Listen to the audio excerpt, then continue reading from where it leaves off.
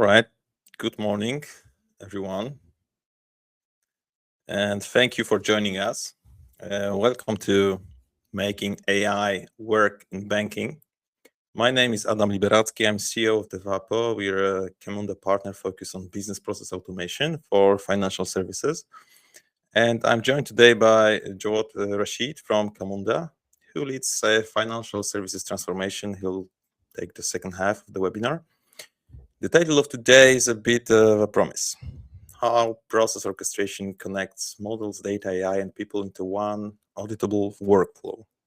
That word, auditable, is going to keep coming back because in banking, that's the whole game. So over the next hour, this theory, more of the real picture, where AI in banking actually is right now, why so much of it stalls, and what it takes to make it work at scale. So let's get into it. A quick map of where we're going. First, I'll try to set the scene, the reality of banking technology today and why automating in silo quietly works against you.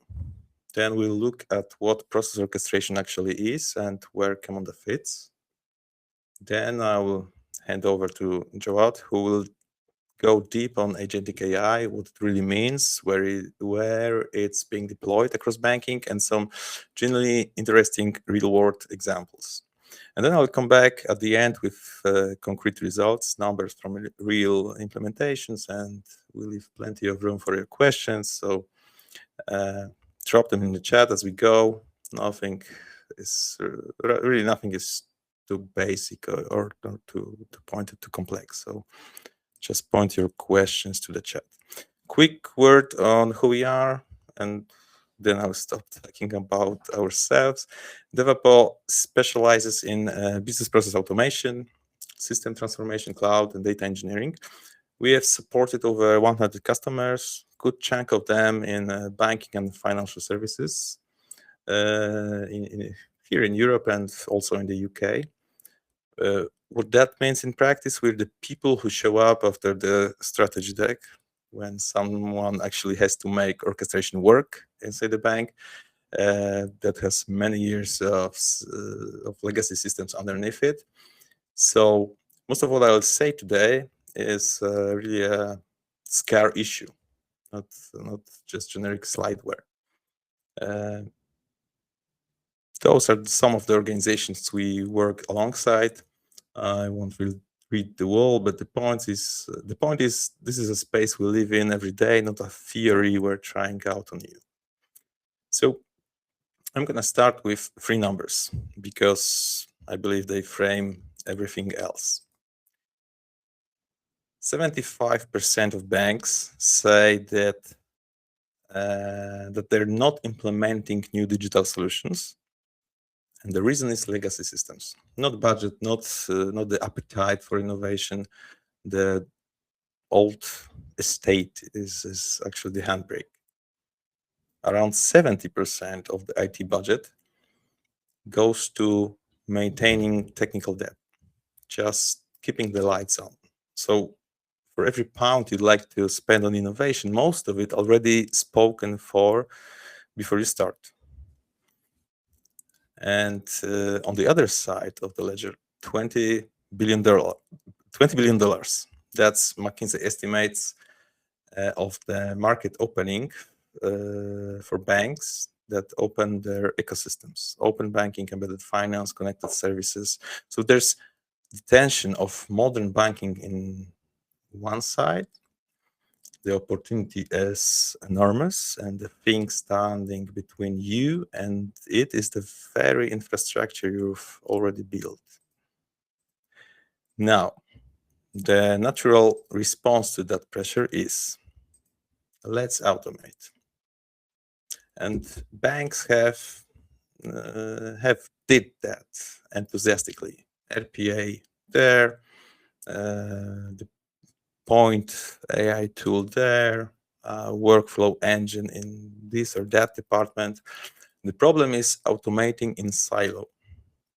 And the data on this is pretty damning. 91% of the IT leaders say the more they automate, the harder it gets to see the end-to-end process. And if you think about that, automation was supposed to give you the clarity, and one could say that it's doing the opposite, right? 82% of CIOs say that adapting to new regulations is a serious challenge, and you can't adapt a process that you cannot see. 69% say IT and business simply cannot collaborate on individual processes, and 62 say that lack of communication leads teams down the wrong path entirely. And the consequences. Exceptions end up in Excel or email. No visibility means no clean data for any AI or any machine learning initiative. Every new tool adds another layer of depth.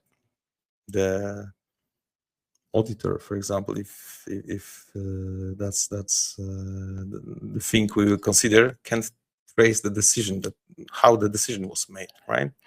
And crucially, if we add AI on top of this, it just creates one more technical silo, and a very expensive one. The uncomfortable summary: maintenance costs rise, ROI seems to fail, and we have more automation but less control, and that's one of the traps. So if silos are the problem, what's the alternative? So this is where the idea of orchestration comes in, and let me try to define it properly, because it's a term that gets thrown around loosely. The simplest way I can put it is that most organizations evolve through 3 stages. First, the manual execution, people doing the work by hand. Then they go towards the isolated task automation. So you automate bits and pieces here and there. And then they go towards the multiple integration points, a lot of tools, a lot of connections, and increasingly a lot of chaos. Process orchestration is the layer you put above all of that. So it's meant to be a single coordination layer that integrates all of your people, all of your systems, and now also the AI, and it executes the process end to end. So the analogy I like is individual automations are like talented musicians. Orchestration is like the conductor of the musicians, and you can have the best violinist in the world, but without a conductor, you simply just cannot get a symphony, right? You might get something nice, but most of the times you just get noise. And the orchestration layer is where you control the complexity instead of the complexity is controlling you, right? So who is the conductor we work with? It's Camunda, right? So this is like the company founded in Berlin back in 2008, right? I believe that Jawad can say more about that, but right now that those numbers, that they don't matter the most, but one of the numbers that matter is that 9 of the top 10 banks in the US just trust Camunda in production, not in the lab, in the production, and running real money movement. What Camunda actually is a agentic orchestration platform that connects people, systems, and AI agents inside one single auditable workflow. It's built on open standards that we know and love for years, like BPMN and DMN, and which matter more than it sounds. And I will come back to why it matters that much. It runs either SaaS or self-managed deployment model, and that's a very good point for regulated industry like banks or financial industry in itself, that is considering about where data lives, and that's not a small detail for regulated industry like banks. And the one line version of that is that gives you the technical and business teams a shared executable picture of how work actually gets done, and it's the same model and one source of truth. So 5 words for why it holds up in an enterprise. I'll try to be really quick here. So the first thing, it's composable. So you can assemble a process from reusable building blocks instead of rebuilding every time from scratch. It's scalable. So it's proven that at the volume banks actually run, millions of transactions, it can support that, right? It's open because of those PPMN and DMN standards again. It's not a proprietary black box. There's no vendor lock-in. You, as a business, own your process models. It's collaborative. So business and IT are working on the same diagram. The business person can read it, the engineer can execute it. And that this shared language is something that is very often missing from business and IT alignment point of view. Intelligent. This is the newest pillar, and this is where it's where AI and agents come in. This is why exactly this is exactly where Jawad is going to take us soon. So let me just tie the first half together with this picture. On the one side, the piecemeal approach. RPA, ERP, CRM, AI, all wired point to point. And what's the result? It's a little bit of mess. Longer time to market, ROI that is hard to calculate. It's low, or maybe frankly even not existent. Blurred picture nobody can fully see. Technical debt keeps compounding, and it actively limits the value of every new technology you buy, including AI. It is just another technology. On the other side, the same components, but coordinated through an orchestration layer. It can give you this business and IT synergy that all of us are striving for. The customer journey flowing end to end, and the value coming out of the other side instead of leaking away. And this isn't just a nicer diagram. Camunda reports up to 45% less development time with this approach. It's almost a half. That's the difference between shipping a regulatory change this quarter versus next year. So that's the why and the what. Now for the part that we all actually came for, the AI. There's no one better to take us there than my colleague Jawad Rashid from Camunda, who does it with banks day and night. Okay, and I'm just handing over to you, Jawad.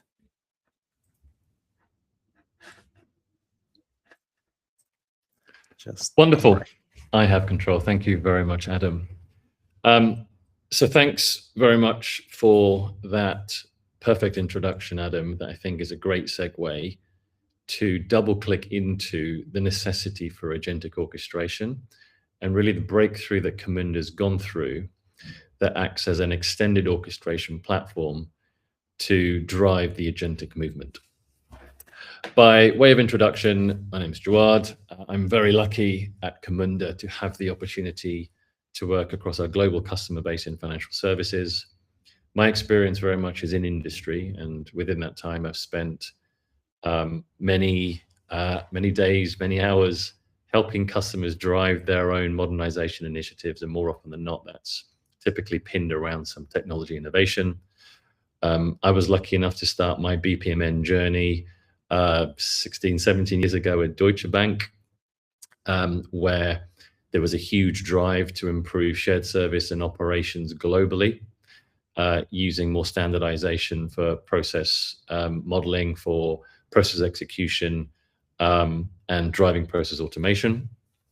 Great that I'm now back in this space, and clearly we've moved on a lot in the last 15, 20 years to help Camunda and all of our customer base to make the best use of all of the technologies and the tools available to them today. So let me begin by making sure we're on the same page in terms of definitions. And again, as Adam mentioned, there are lots of terms thrown out there, and I wanted to be 100% clear in terms of what do we define as an AI agent, and then what does agentic AI mean? So the AI agent concept is something hopefully we're all familiar with as we're living and breathing it and using it and adapting it to our day-to-day operations. These are the autonomous or semi-autonomous software entities that have a brain, that have some level of contextualizing, that perceive the environment, that ability to make decisions and act upon those with actions, essentially to achieve a very confined goal within the concept of the AI agent.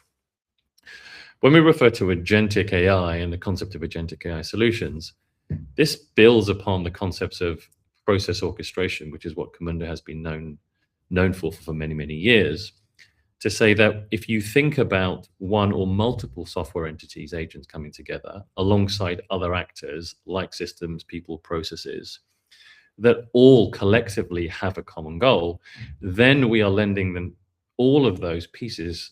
We're moving that dial into an agentic AI solution.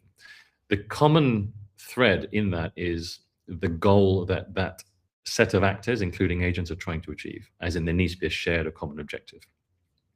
And when we refer to agentic orchestration, it essentially is saying that there needs to be a mechanism by which all of those components, be those people, systems, processes, devices, API endpoints, microservices, or agents, work together to achieve that common goal. So that's where agentic orchestration comes in. That's what we refer to as agentic AI solutions. Here is, again, a picture that Adam shared earlier on the bottom right on the page that I'm sure you're familiar with. And really wanted to touch on the things that I'm seeing and we're seeing Camunda seeing in the market that is creating more complexity rather than simplicity in terms of how companies are moving their dial to drive the uptake in agents in their processes and operations. We would be silly to ignore the transformative nature of what AI and particularly agents could bring. We are seeing and hearing more and more stories and gleaning upon those as inspiration to drive our own movement. And that's perfectly valid. Those gains are absolutely real. The transformative nature, the productivity gains that we're seeing, the level of autonomy that's been built in is there for all to see, and I'll share a few examples of that. But one of the things that we've seen a lot of, which is supported not only by our own global surveys, but also by other industry reports, references, and benchmarks, is that the way in which that deployment and adoption is happening is not seamless and efficient. And it's creating more barriers to really extend the full benefits of what agents can do. So let me go back in time and provide a few examples. We saw the rise, we go back 20, 25 years, maybe before some of your time, but we've seen many decades ago how banks and insurance companies, others, had a huge proliferation in end-user computing solutions because they realized that the rigidity and inflexibility of core systems and applications had unfortunately lent themselves to the growth of shadow IT. And even today, we see many banks continue to rely, even in production, on end-user computing solutions for mission-critical work. Then came along automation and the promise of automation, how task-level automation can improve process automation, which it absolutely can, it has done. But we also saw the rise of automation point solutions, where individual solutions were being deployed across organizations that led to automation sprawl. We saw the same thing with the introduction of microservices, which is a great notion and concept to deconstruct monolithic structures into microservices, to have a more DevOps agile way of working for deployments. But then we saw the sprawl of microservices. We've seen that as well with things like API gateways.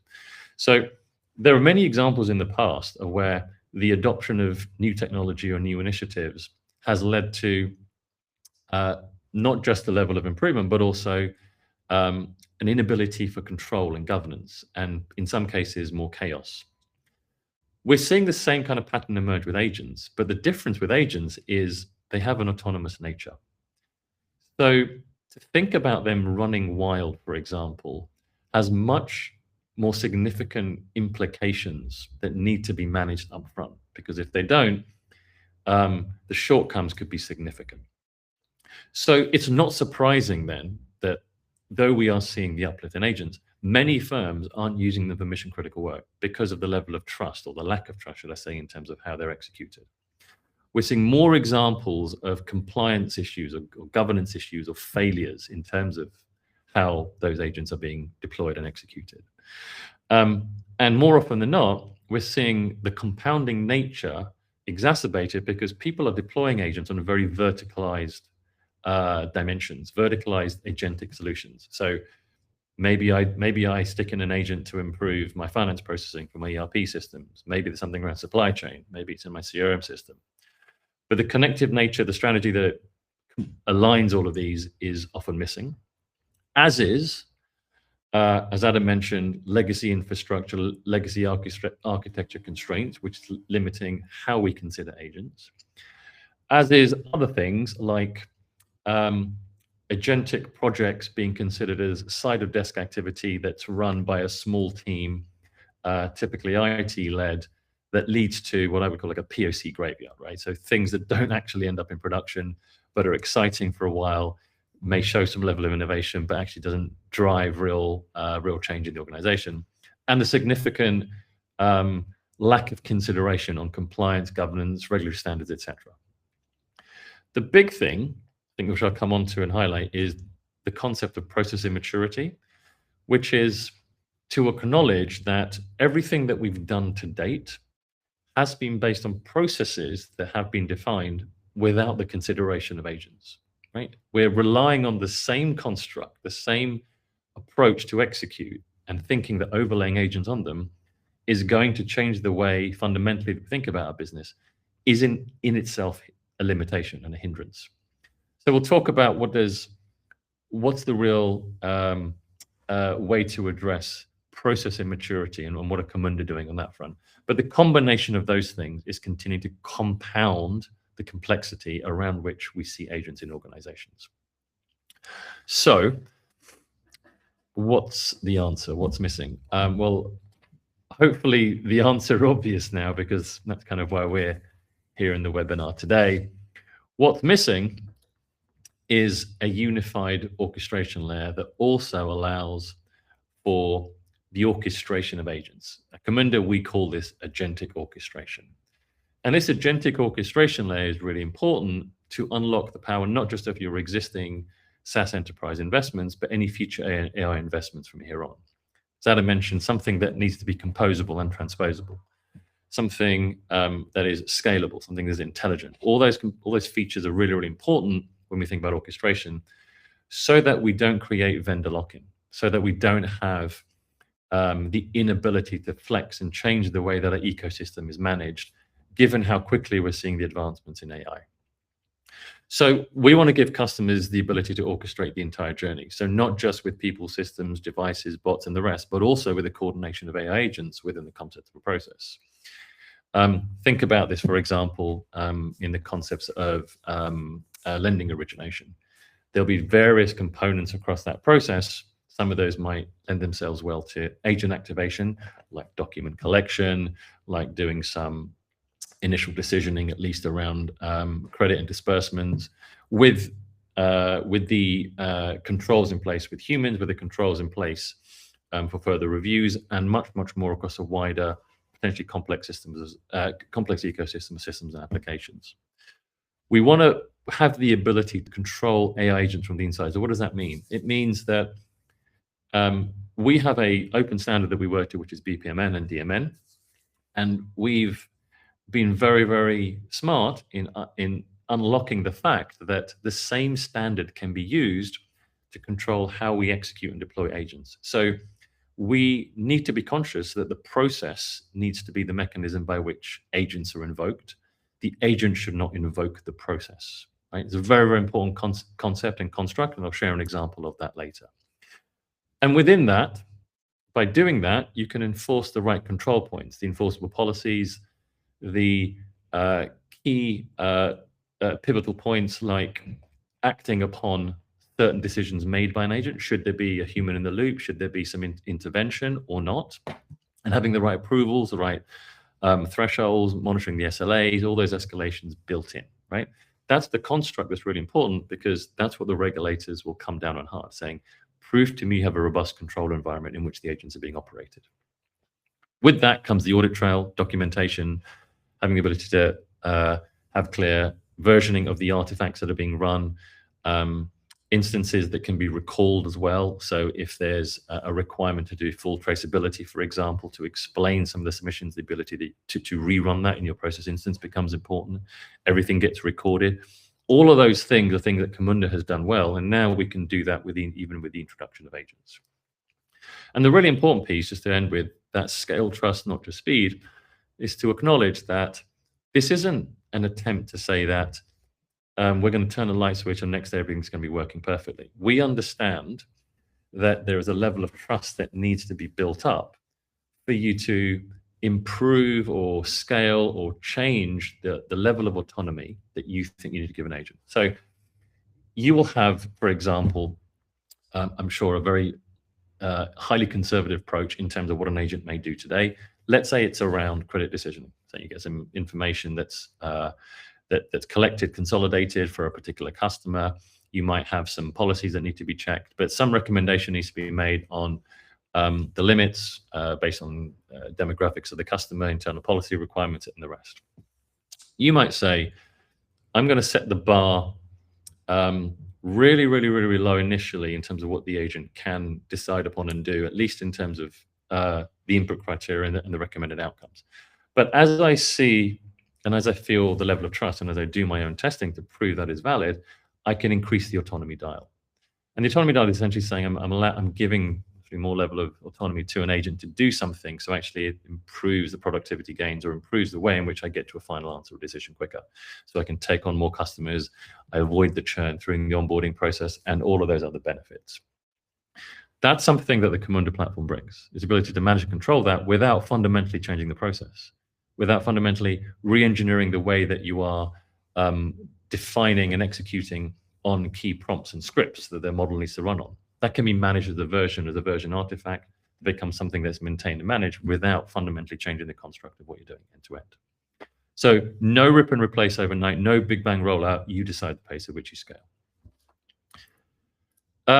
Here's again, a simple example, and I'm seeing the questions come in, which is great. I'm going to absolutely, I think we want to address those just at the end, but let me just share an example and hopefully I may answer some of these as well. Here's an example of a Camunda BPMN.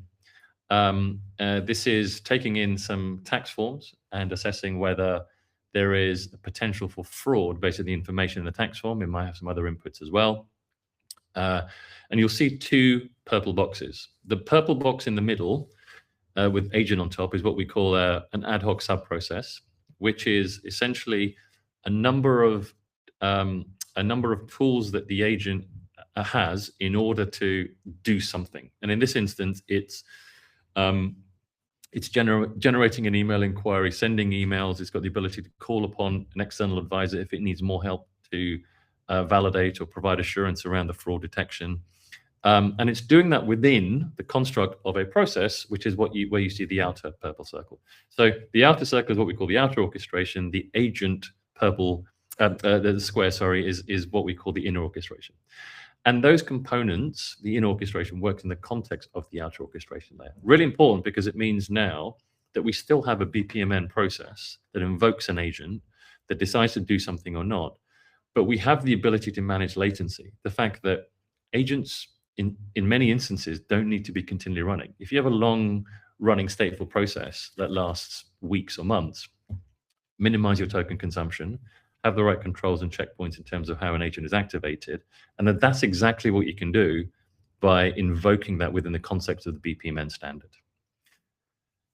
If you look at this on a bigger picture, then really we're seeing a number of domains that are top of mind across the banking spectrum where people are increasing the level of agentic AI adoption.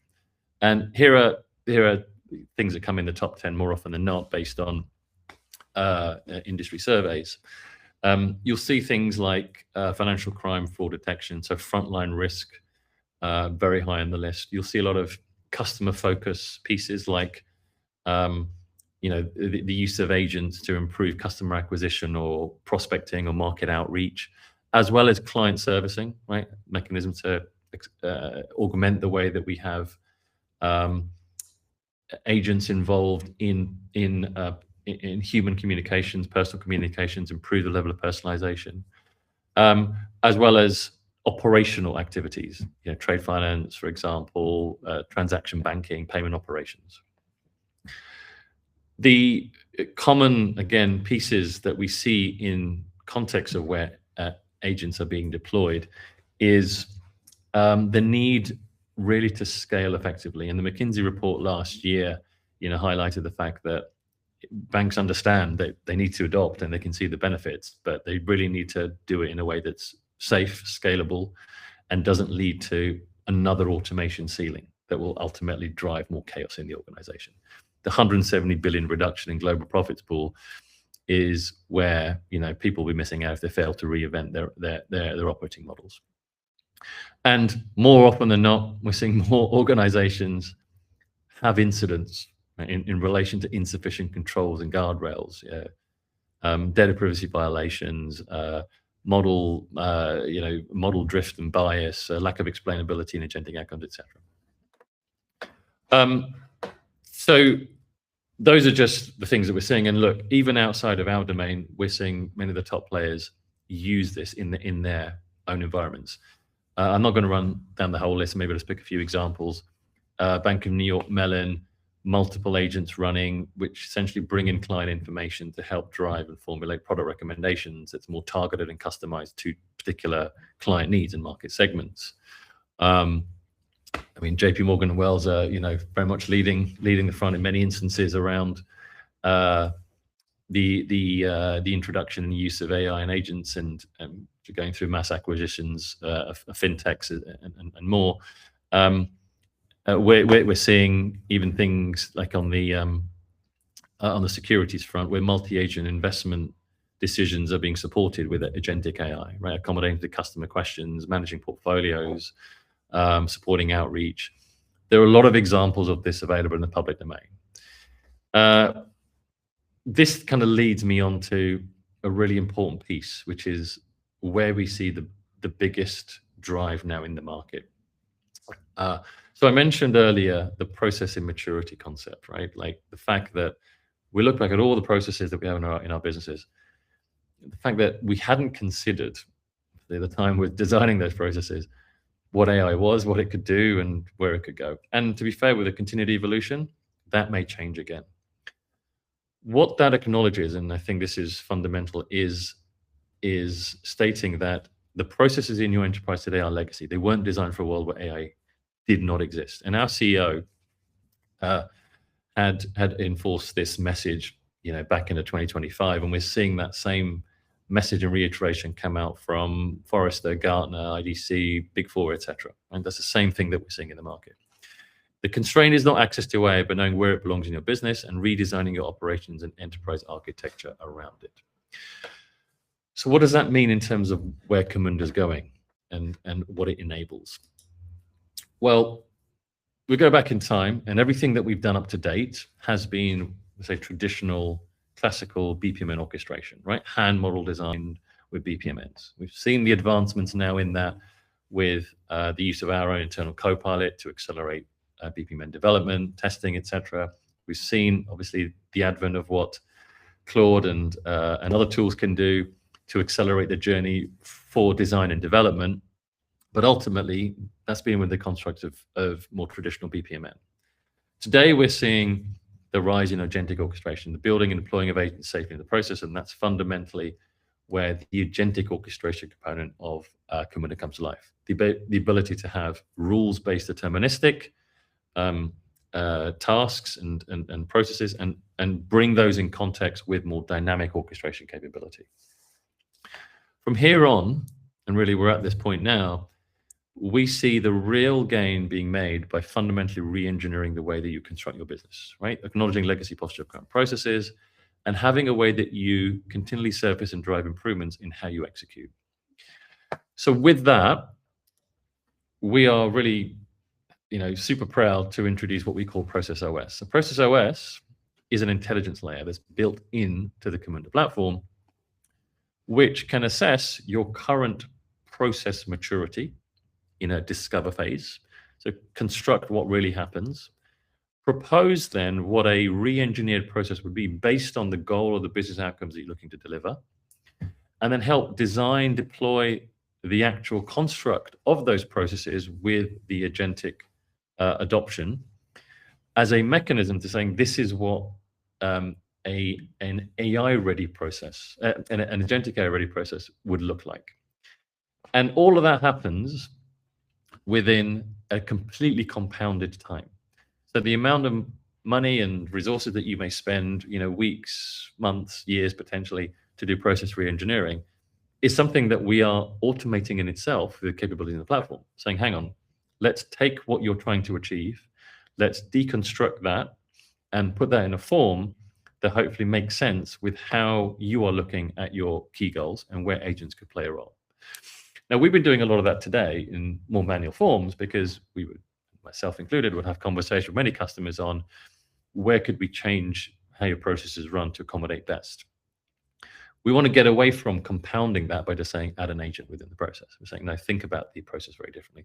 That's what Process OS is here to deliver. And again, for another time, more than happy to pick this up and talk about, how that runs, what that looks like, what are the outcomes. It's probably a session in itself. But be aware that that's the direction we're taking. The advantage of Camunda in this space is that it isn't detached from the execution side. So as Adam mentioned earlier, having the BPMN as a visual representation of a business process and also the executable XML code is the advantage, right, of the open source standards. You basically bridge the gap between business and IT. What we're now saying is you also bridge the gap between re-engineering your process and the execution. That's all done within the same platform. So you don't have a separate repository, for example, that you execute on. You don't have a separate piece of work. It's done and housed within the same construct of the platform. So happy to double click into that, obviously, in a round two, and we can happily do that with the developer team too, if there's significant interest. I wanted to just maybe leave you with these three messages, right? Which is maybe where you're at today. Re-engineering processes for the age of AI. Deploy agents without orchestration. Hopefully what I've highlighted is the challenges that you may have in doing so, the fragmentation, control gaps, governance issues, hitting an automation ceiling beyond which you drive more level of chaos than control. Do you want to wait for the market to settle? Hopefully not, because you've hopefully understand where other organizations are going, how quickly the market changes, what you'll be missing out on if you don't move forward, and all of your existing legacy infrastructure, which is legacy, just compounds in terms of technical debt. Orchestrate now, absolutely, right? So deliver AI at scale, think about how you want to increase and compound that level of trust, and fundamentally use the construct that we have of control and governance and the guardrails with the adoption of agents as your advantage. Use that as a mechanism to scale effectively, and we're happy to help you do that as of now. So let me share a few examples, a few real life stories of things that we've been doing with customers, and then I can hand over to Adam, and Adam will share some examples from his side too. So as Adam mentioned, we work with all of the top tier global players and a whole variety of organizations, regional banks, the US credit unions, community banks. We work with all the partners in, all the leading players in EMEA and APAC. So there's no shortage of customer base. I'm just going to pick 3 logos on this page and double click into those. Maybe I'll start with Barclays, and then I'll pick the 2 at the bottom, Goldman Sachs and NatWest, and share some examples of what we've done. So just starting with Barclays. So Barclays' main value drivers here were around operational resilience, process transparency, scaling, having infrastructure scalability and reg compliance. In particular, what they were looking to do was look at Camunda around their post-trade systems and services, and look at Camunda process orchestration from that lens. The challenges were partly regulatory, so they had the mandatory transition to T+1 settlement window, which became live in the US a few years ago, is obviously mandated now in EMEA for Q4 next year, with a high number of high cost per trade, right, for all the legacy systems, the monolithic vendor platforms, which are unable to adapt to the T+1 regulations in time, and the very manual and poorly controlled post-trade exception handling process that was in place. So the modernization efforts with Camunda were about increasing that operation transparency, right, refining the exception management with real-time alerts, having flexibility in the microservice environment, and re-engineering the platforms with lower maintenance costs and higher scalability. What did that lead to? We had, I think, a playback of 100 million plus transactions that were processed daily within the Camunda platform, enhances exception management with more real-time monitoring, so the triaging, routing, etc. Something that they're now doing as well with the introduction of agents to improve the way in which the triaging, routing, and remediation now happens, even for those breaks, right? So creating the mechanism for agents to help provide a supervisory role to drive that level of exception handling, and greater resilience in in terms of recoveries and downtime, and fundamentally delivering T+1 compliance, right? The readiness and the delivery for reg change. If we look at the Goldman Sachs story, and Goldman Sachs has been a long-standing customer for Camunda, their interest initially was to deliver microservices orchestration and automation at scale with Camunda. So they had the classical, we've got too many moving parts, too many fragmented parts, we want to just manage and control that.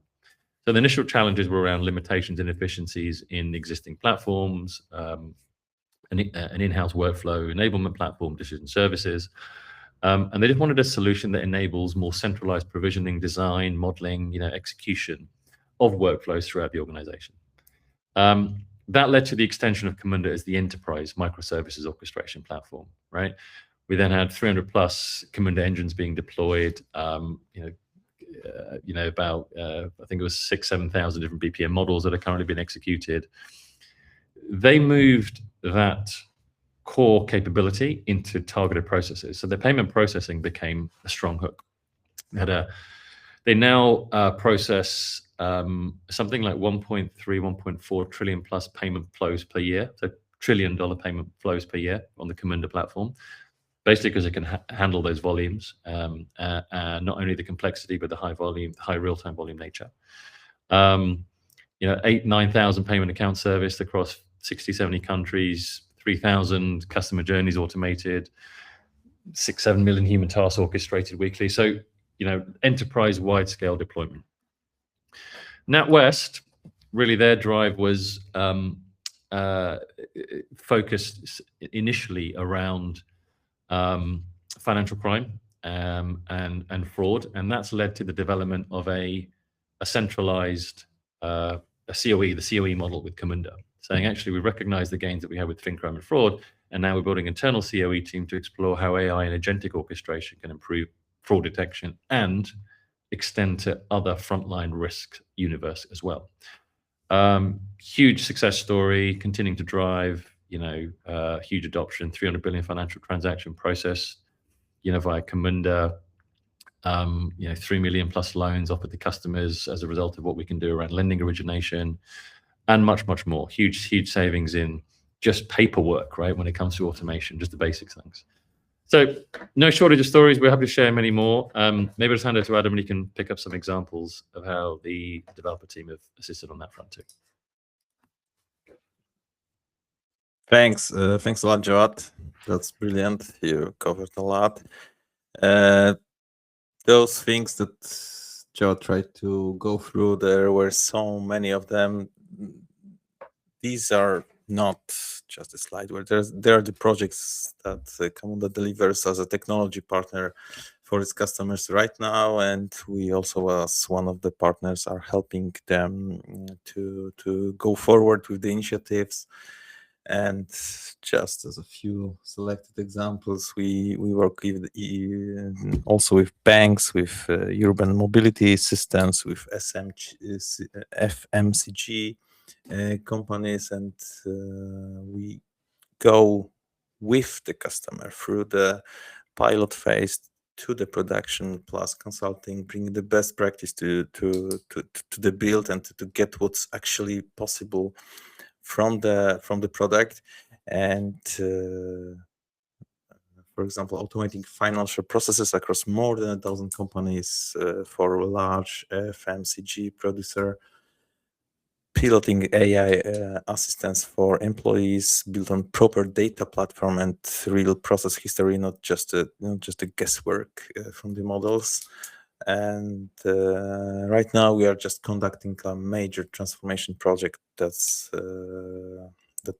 we have mapped the processes across the more than 25 plus systems and dozens of processes, and build a digital transformation AI adoption strategy which Camunda is part of, and process orchestration being the one of the core pillars. And the through line from all of that, I believe, would be just start from the real business process, get the foundation right, and only then let AI do its thing safely on top. Okay. I hope that we can cover the Q&A session right now. That's what we are prepared for. I see that during the Jawid presentations, few questions just have popped up in the chat, and just we are open to new ones, but let's try to cover them. Let me just pick up the first one. Maybe I think maybe if you want to maybe tackle them last to first, that might be helpful, because I think you might be. We may have covered some of the first ones, but happy to do, because the first one I think is probably for me. It's from Mark. His question is, process OS reengineering is it using AI to change the process or give suggestions for humans to change it? So let me answer that one. Process OS, if you look at those 4 phases, it takes some inputs around what a company is doing today by looking at existing process logs, documentation, qualitative inputs from knowledge workers to create a view of current state maturity. It takes that and aligns that to some goal you're trying to achieve in a process to suggest what a remodeled BPMN process would look like in a development environment. It then basically constructs that BPMN, saying this is what it looks like. This is your new world. It's then down for the owners, the actors, the executors saying, yep, that makes sense for me. Change it if need be, or remodel it as they deem appropriate. But the intelligence of what that process looks like is based on an AI-enabled engine within the orchestration layer itself. So it is AI-enabled in terms of driving the suggestions, but absolutely change it, overwrite it. That's entirely up to you. And once you're happy, then obviously push into production. So that's the broad concept. Where we are seeing that being hugely beneficial, obviously reducing the cost of change, right? Extensive work done in driving transformation projects without having a real mechanism to translate something that's then being modeled to execute, because there's often another gap in lift and shift from recommendations into execution. So that's where we're seeing the benefit of that, reducing cost of transformation, cost of change, getting to an outcome quicker, having human interaction throughout the way. So it's not just here's an answer, do we want with it? It's suggestion based, as you said. Hopefully that answers the question. Yes, I see a tick. All right. All right. Cool.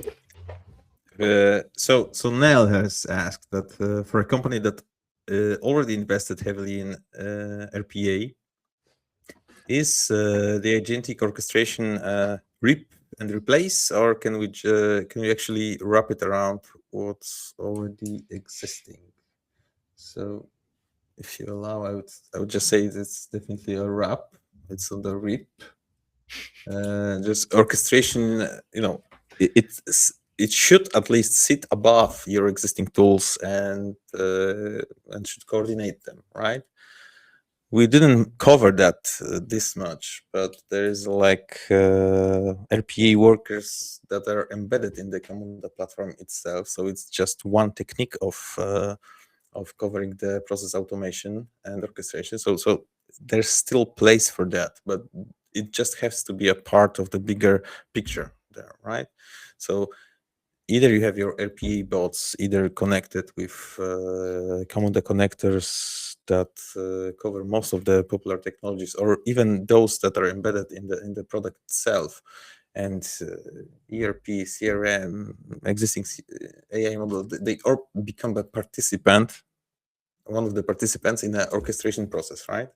So Camunda calls them from the workflow by connectors and APIs, and nothing should get thrown away just because of the technology change, right? You may evolve it, but you don't need to rip it off. Okay. Yep, agree. Yeah, so it doesn't matter. Whatever you have today will work, and the orchestration layer is agnostic around existing RPA solutions, UiPath, Automation Anywhere, whatever one, right? Doesn't matter. It's as kind of, Adam also mentioned earlier, orchestration is about bringing those pieces together in a way that's sequenced and coordinated. So whatever you have today, you can keep it. Makes no difference. You might decide to replace that at some point in time. That's perfectly fine. All right. So I'll pick the next one. Mark has asked that this question: how does Camunda keep control over AI agent decision in sub-process? So I just put my thoughts on that. Just cover if you think I missed something, but there are two parts of that. One is the design time, what the process definition models, and the second time is how can we discover what has happened, right? So one part of that is within the sub-process, within the BPMN, we can of course control how much the AI agent, what tools can it use, right? And what are the inputs, outputs, when it should be invoked, right? So this is like the one part is the design time decisions made by the developers, the modelers, right? And the second part is that we get the overview of the whole invocation process, all the data that flows in and out, the tools that have been called, and we can monitor that, observe, and improve over time, right? So there are two parts of that. One is adjusting the right level of control for the AI agent, and the second part is monitoring what is actually happening and trying to build on top of that, right? Yep, I agreed. And in effect, there might be another part to that. So it's the way in which you are designing the model itself. But by that I mean, how are you scripting your prompts so there is a decision on the back end? And that in itself is what we call a version artifact. Again, if you could have a model, you have the ability to change the way in which that model is executed if you have a change in the logic, without it impacting how it's how the end-to-end process is therefore executed. It's a really important point. The other one is the actual decision itself. So you get something on the back end, but I think we need to delineate between decision and action. So yeah, the model can produce a decision. The question that becomes is, does it act upon it? And that's where you have the option to include another level of control, human review, wait at an asynchronous process step, so it waits for something else to happen before, let's say, that's put forward for review, without it driving consumption costs and token consumption within the agent, right? So it pauses. That's the important bit. It keeps control of that within the construct of how we execute BPMN. So the decision and action don't have to be linked. It can be a natural step that intervenes within that before something actually is committed to and happens as well. That's right, and this is a very important point you pointed out, that we can actually steer the agent to follow the deterministic process that we want to follow in case of his decision or recommendation. So that's a good blend of deterministic and dynamic decision making in the process, right? Yep. All right. So Nitika has asked the question: what is the best use case based on ROI that we've seen in the banks that is ripe for agentic orchestration? Any thoughts of that, Jawad? I think I'll lean on the domains where banks are deploying agents the most, which is the kind of top 10 list that I shared. The areas that, look, there's two parts to this. One is where are they comfortable with the deployment of agents? And even to date, a lot of that still is within productivity types of activities. So, we're looking at unstructured document collection, review, validation, restructuring, push onto someone else, right? Things like, and we go further down the page, payment query handling, exception handling, trade finance exceptions, where we see more and more errors occur that need to be routed effectively, or at least have, in some instances, an answer response provided, so it doesn't require human interventions. I think those. So for me, it's the operational, transactional activities where we're still seeing huge returns. And if we're looking at ROI, we've Camunda's helped customers reduce their like corporate lending life cycle, for example, from like 6 weeks to under 2, or their SME commercial lending, for more on the consumer side, within days to complete the full kind of onboarding rather than it lingering for excessive weeks. So the returns in terms of timeline are significant. The other thing I think is the quality aspect, which we're seeing more of now, is we shouldn't expect agents to have significant, there shouldn't be that notion that it's necessarily going to outperform humans, right? I think we have that expectation with agents, like it's going to be so much better, particularly on the quality front. What we have to acknowledge is it will speed up instances to get to outcomes quicker. We can get to similar level of parity around those quality of outcomes, but how does it accelerate decision making with some human approval review at the end? I think those are the areas where we're seeing the big returns, is just taking away the time, right, to get to that endpoint with the same level of quality outputs. So yeah, more examples of that, I think, just in those domains. Very much focused, I think, around frontline activity. You'll see a lot of that in the customer-facing, client servicing, origination, lending. Like we're seeing a lot of that. A lot of that is kind of frontline business. So combine that with some real transaction back-end operational work is probably where there's significant gains. All right. So let's maybe pick one from the bottom to just mix things up. James has asked that question: where does the governance lie with agentic orchestration? So my point of view would be that the governance lives in the orchestration layer itself, right? So not inside the agent and not scattered around thousands of tools. That's the whole point of having it orchestrated and doing it this way, right? So from my point of view, the mistake that most people make is trying to govern inside an agent, prompt it nicely, and just hope that it gets you the right result. And that might help, but it doesn't help. Doesn't hold up to a regulator, right? With agentic orchestration, you pull governance out of the agent and into the process. So you track all facts that have happened within the communication between your system and LLM itself, right? So what was the thought process? What data came in? What tools were used? What decision was made for the agent to behave this way, and stuff like that. The agent can propose, but it shouldn't cross a boundary that you didn't sanction, right? And your tools should help you achieve that, should make you feel secure in this field, right? So I would say that you would approach it as any other integration layer. You would just monitor everything, and you would just keep your audit logs as clean and as complete as possible, right? So that's one of the advantages of the Camunda approach, that it just does that. It treats agents like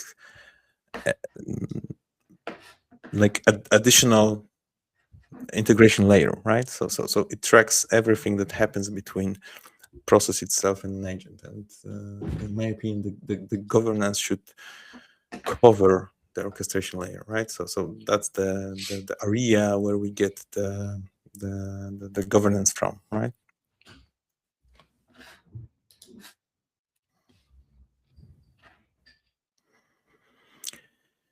All right. I think we have time for one more question. I hope. Maybe let's tackle the Niall's question. What's the biggest blocker to scaling AI now that we see in banking? We have. I can cover that. It's in my opinion.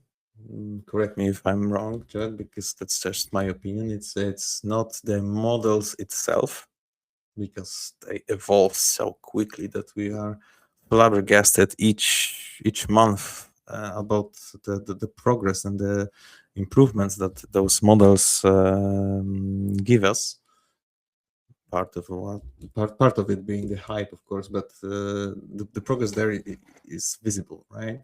But the models are not the blockers, right?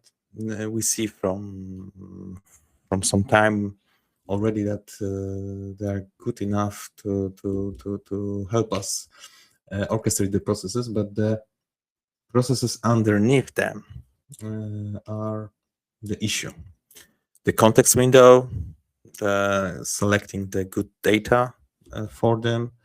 I like the analogy of the oil industry, that the AI is actually the technological advancement of petroleum industry, but actually the data is the new oil, right? So it's the processes and the data underneath them. That's the biggest challenge.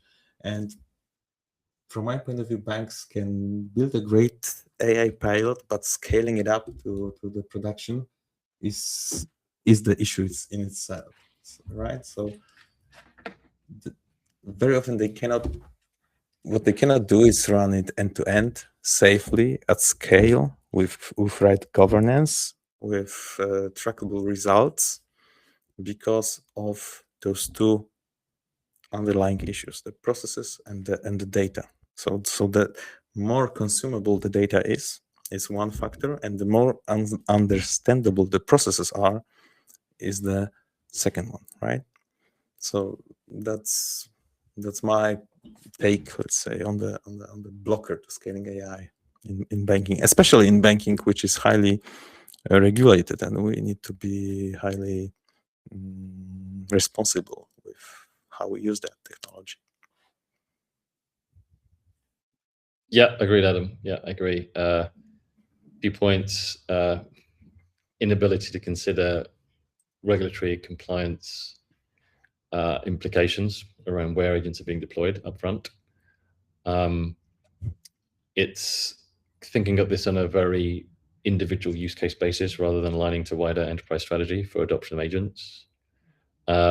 it's a lot of the things that we've actually covered in the presentation earlier. Actually, combination of factors come together.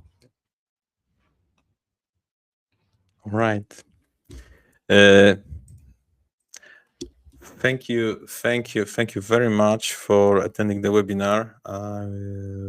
We would be happy to cover any more questions from you. You can, of course, always reach us out in the vast space of the internet. We are happy to connect with you either on LinkedIn, on email. Happy to discuss any process automation challenges you might have. Both me and Joat are happy to connect with you. Of course, you will receive the link to the recordings and to the materials after the webinar. And thanks again, and we are very, very happy to connect with you soon. And we keep our fingers crossed for all the initiatives that you might have within your companies. Any closing words from you, Joat? No, nothing to add to that. More than happy to connect, and I look forward to helping you with your journey. Thanks a lot, everybody, and hope to see you and hear from you soon. Bye-bye.